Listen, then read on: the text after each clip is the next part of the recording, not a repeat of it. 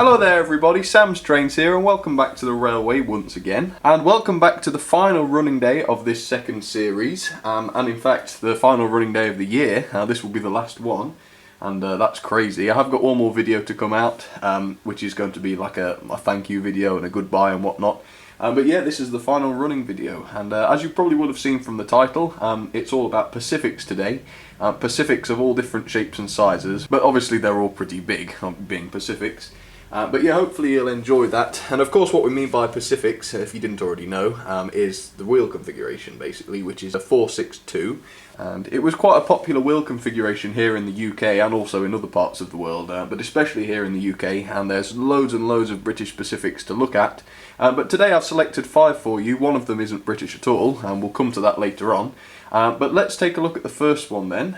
And she's waiting here in the, well, in the scenic siding, I suppose we could call it. And as you might be able to tell there, that's a lovely Princess Royal class, just like what I showed you in the LMS day. But of course this one's in BR Black, after the nationalisation, presumably, if she's in BR, not LMS. Yeah, this is Princess Victoria, so again, I think it was Elizabeth that I showed last time. So it is a little bit different this time. But of course it is a Pacific, a lovely 462. And as you can see on the back of her, she's got some LMS coaches, just 4 of them, quite a small train, because it's all I can fit in the siding. But for now I realise it's, you know, a little bit dark in this corner, so let's grab that point and let's give her a little bit of juice and bring her around to the front for you.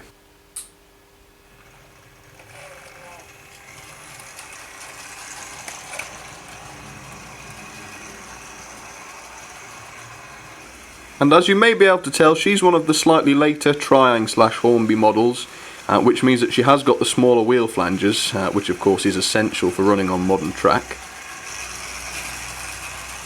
And I'll tell you all about her and her class a little bit later on, but for now just enjoy a little close-up of her. Of course she's in really good condition. I was really pleased to have gotten this one. I did actually do a review of her not too long ago actually, although it was actually quite some time ago now. But yeah, she's a great loco, she's a really good runner, and I thought it'd be great to get her out and get her running today. So hopefully you'll enjoy seeing her flying around the layout.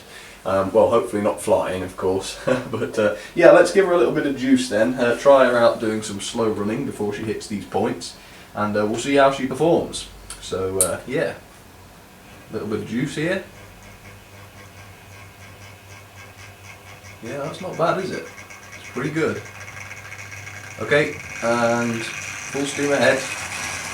Hey, enjoy her for a minute then, while I tell you all about her. Alright, so I've obviously been through quite a lot of the information of the Princess Royal already, so I'm not going to bang on about it too much, as I say, because it's been discussed in previous videos quite a few times.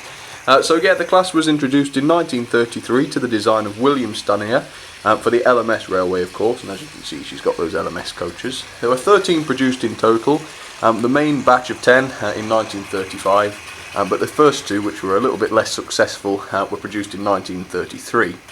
There was actually one more produced in 1952, which was converted from Turbomotive, which was a very strange loco powered by turbines rather than just by the regular valves, and that was turned into Princess Anne.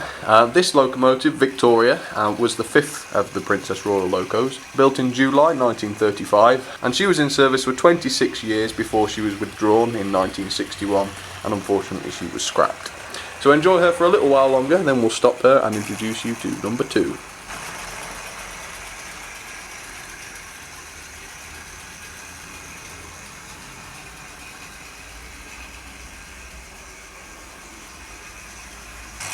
Okay, she's going to grind to a halt there then, and she can wait there for just a second, and I'll go and show you the second Pacific that we're going to run today. And here's one of my favourites really. It's of course the Merchant Navy. This one's the Bibby line version that Hornby did, number 35020, and it's one of my favourite Pacifics actually. It really is, I don't know, it's got something gritty about it, hasn't it? It's obviously a workhorse.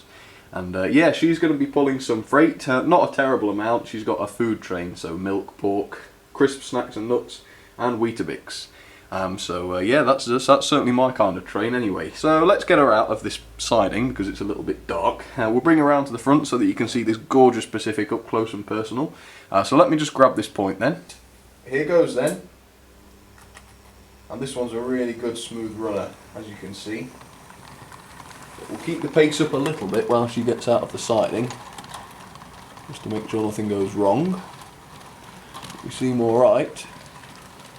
And those milk wagons are very noisy, and I often think they've derailed, but they haven't. And here she comes at quite a gentle freight speed along the main straight. Lovely loco, this one. I really like this. She was very graceful, despite being quite a, I don't know, quite a harsh looking thing. And I do prefer them without the outer casing on, so you can't call this one a spam can anymore.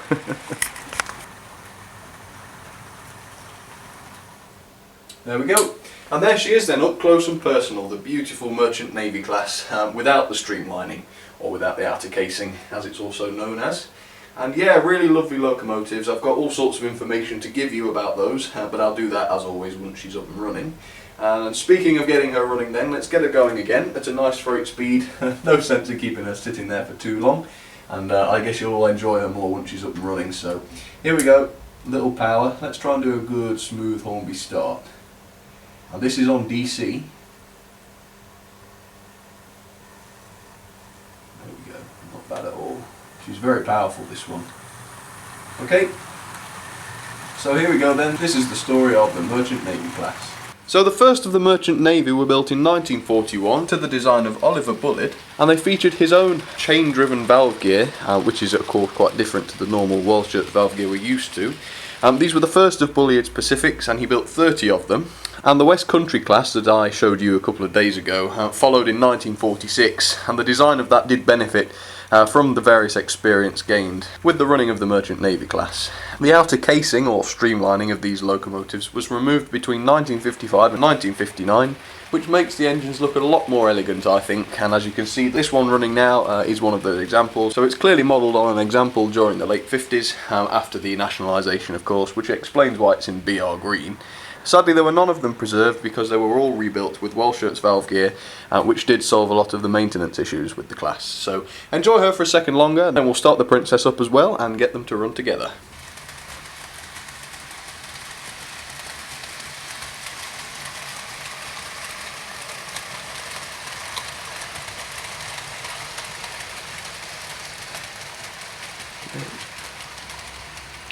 Okay, let's restart that Princess Royal locomotive then, Princess Victoria, and we'll let them both do a little bit of running together then. So here we go, back up to speed. Two very different locomotives, but running together.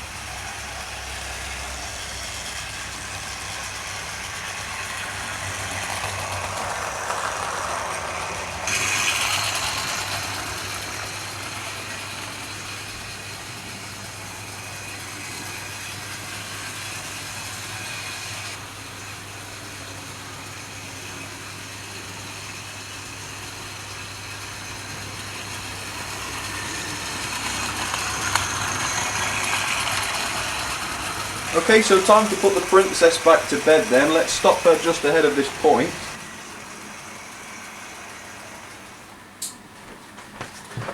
Let's change this one without getting in the way of the Merchant Navy.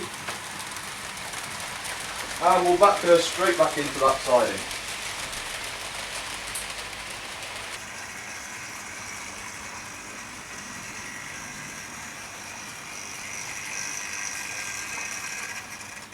There we go, not bad. I'll just shut this one then, and then we'll go and deal with the Merchant Navy.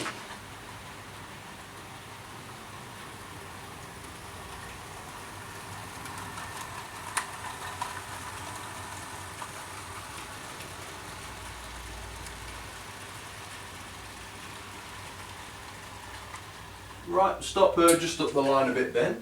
Then I'll open the points. There we go. And then she can reverse back into that siding where she started off.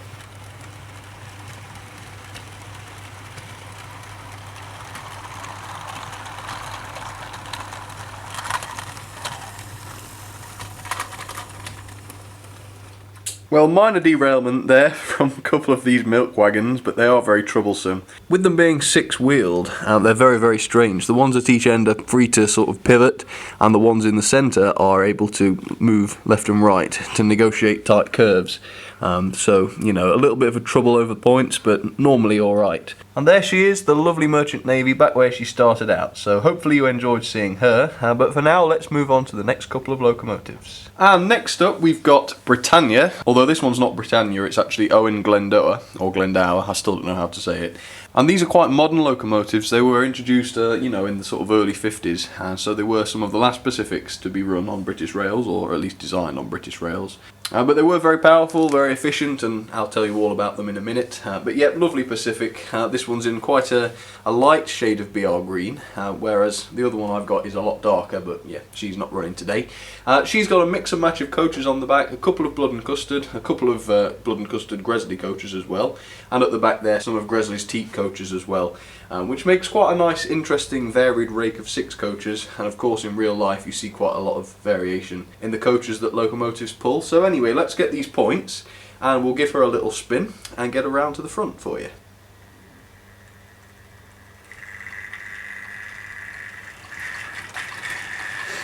Oh, a bit bumpy over the points. Never mind.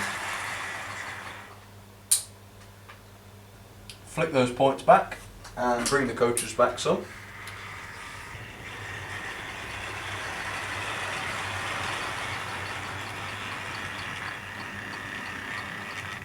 And there she is then, number 70010, Owen Glendower, lovely Pacific locomotive, Britannia, or Class 7 if you want to call it that. And yeah, they're really, really grand, aren't they? They're quite nice looking. They've definitely got a certain elegance about them. So yeah, hopefully that's a good close-up of her then. Let's give her a good run around the layout then, get her nice and warmed up. So let's give her some juice.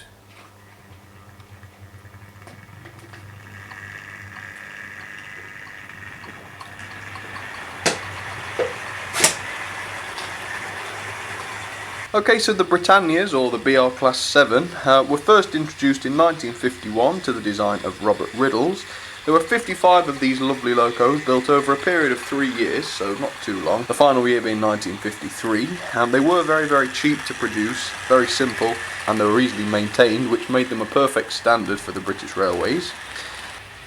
The first locomotive was actually Britannia, you know, the loco named Britannia, which was number 70039. Two of them have been preserved and are still around today, but sadly the rest have been scrapped, as you may expect. So enjoy her a little bit longer, and then we will stop her and show you the next loco.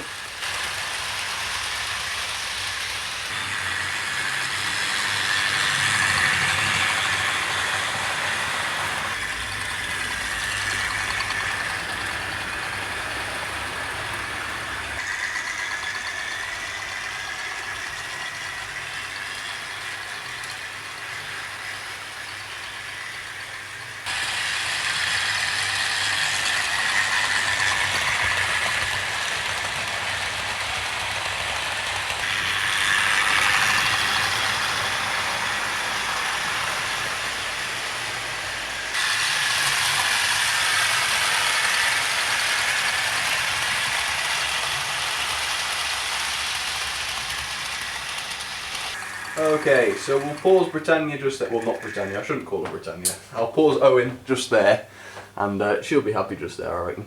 While we go and introduce you to the 4th locomotive. So let's go and look. And as you can see there, this is still a Pacific, but it's certainly not a British one. And this is an example of that Triang transcontinental model, which is a Pacific, as I say, but it ran in Canada rather than over here in the UK. And I believe this is an example of the G3, or Class G3 locomotive. But you'll have to excuse me if if my knowledge isn't too good on these locomotives, because I know very, very little about them. I do know that they were mixed traffic locomotives, so she should look alright pulling these tankers, which I haven't pulled for a while. Of course they're not transcontinental tankers, I don't have any of those, but they're the nearest thing I've got, so you'll have to excuse that. But either way, she is shrouded in the darkness a little bit there, so I'm going to get her out of that siding as soon as possible. I've already got the point, so let's give her a little juice and get her out.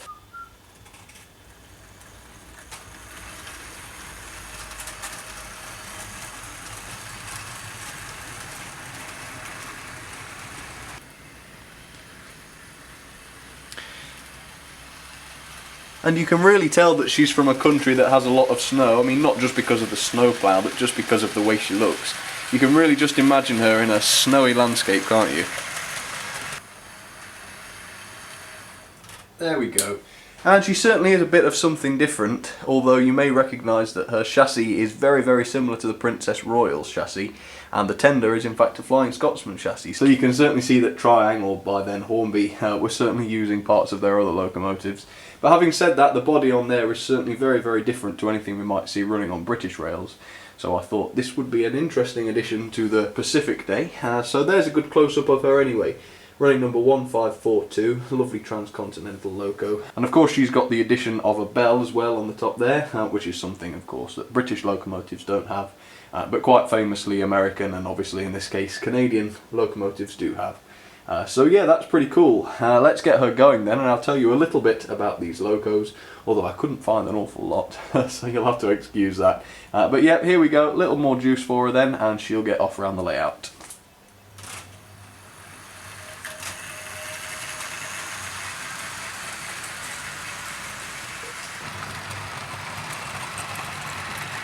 Okay, so as far as I can tell, this locomotive is a Class G3, or just a G3 locomotive from Canada. There was a bit over 200 of these produced between 1919 and 1948, so quite a big span really.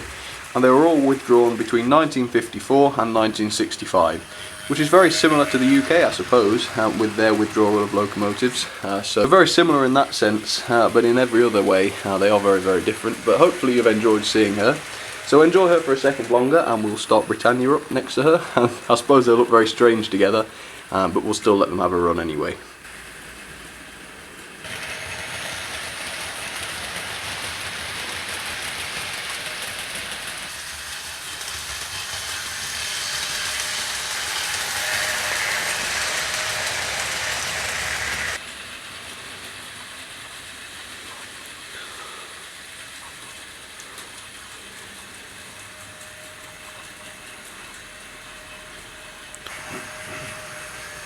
Rightio then, let's restart Britannia and her coaches, and let's have a little running session with them.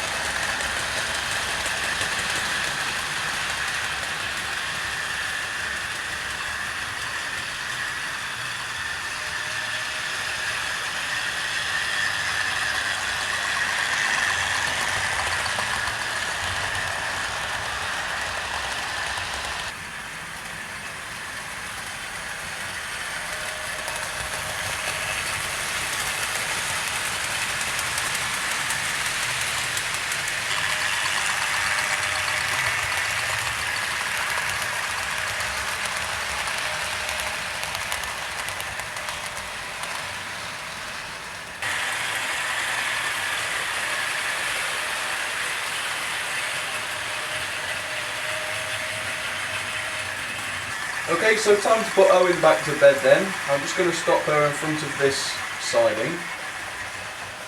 There we go. I'll just open those points and get her backed into there again. And here's the transcontinental again, getting in the way.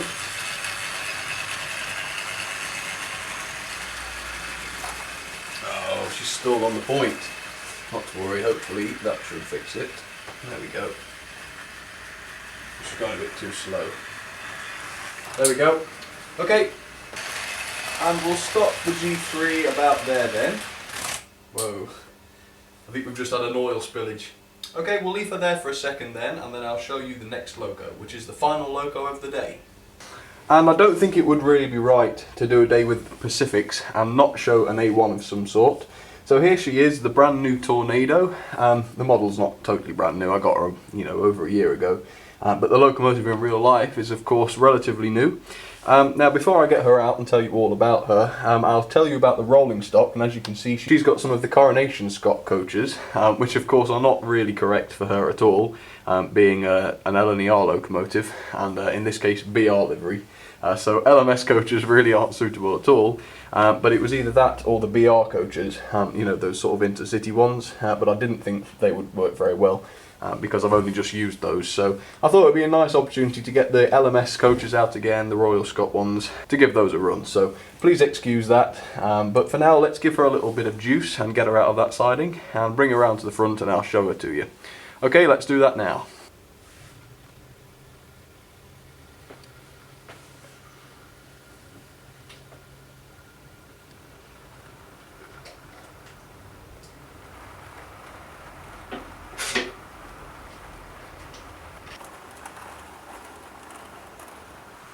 Well, I'm quite pleased with that actually. Normally these coaches kick up a bit of a fuss coming over the points, but I've had a little fiddle with some of the wheels and they all seem to be pretty good now, so I'm really pleased with that.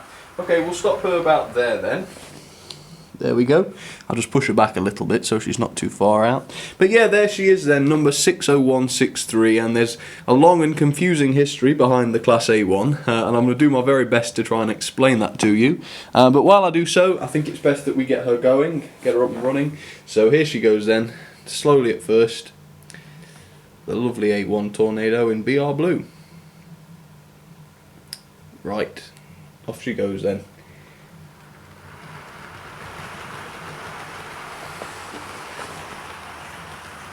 So the peppercorn A1s were produced between 1948 and 1949. There were 64 of them, but they were originally designed by Nigel Gresley quite a long time before. Thompson did redesign them, but I don't think he did very many. I don't know if they were successful or not, but I think he only did one or two.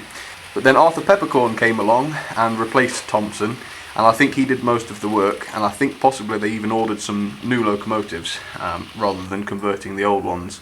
But sadly no A1 survived at the end of the steam era.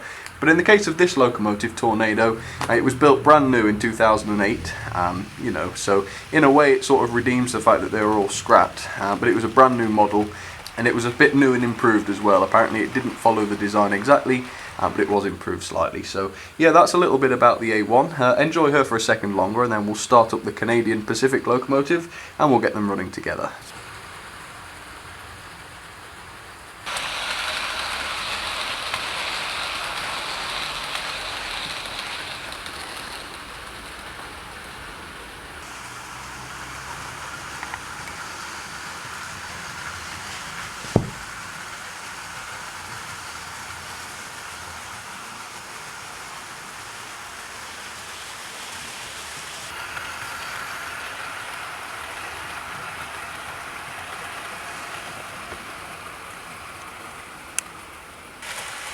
Okay, let's restart that Transcontinental Pacific then.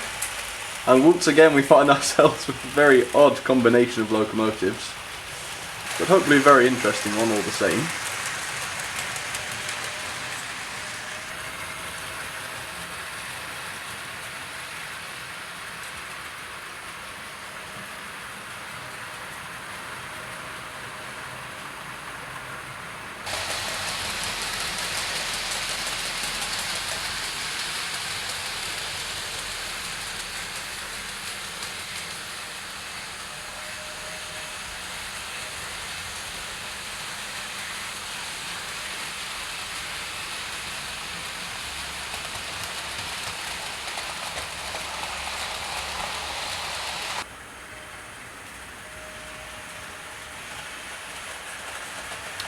And I do love Tornado. She does look pretty good with those coaches actually, even though they're not historically correct. Not bad at all, really.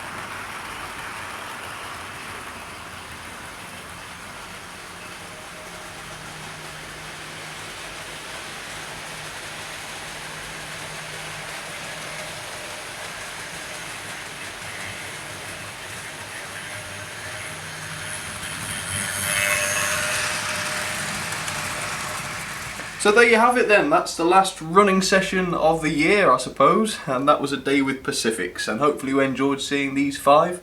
I tried to be a little bit more outside the box with the selection of these, but hopefully that's a good selection of all 5 there. So everybody, I hope you had a great Christmas and that you're looking forward to the new year. I've got one more video, like I said at the start, to come before the new year, so hopefully I'll see you then. But for now everybody, thank you all very much for watching. It's lovely to have your company, of course. If you did like the video, please don't hesitate to leave a like or even subscribe to the channel if you haven't already. Or otherwise, you can check out the Facebook and Twitter pages at facebook.com/samstrains and twitter.com/samstrains, and it'll be great to see you on there. But for now everybody, thank you all very much for watching, like I said, and I'll see you all very soon. Cheers everybody!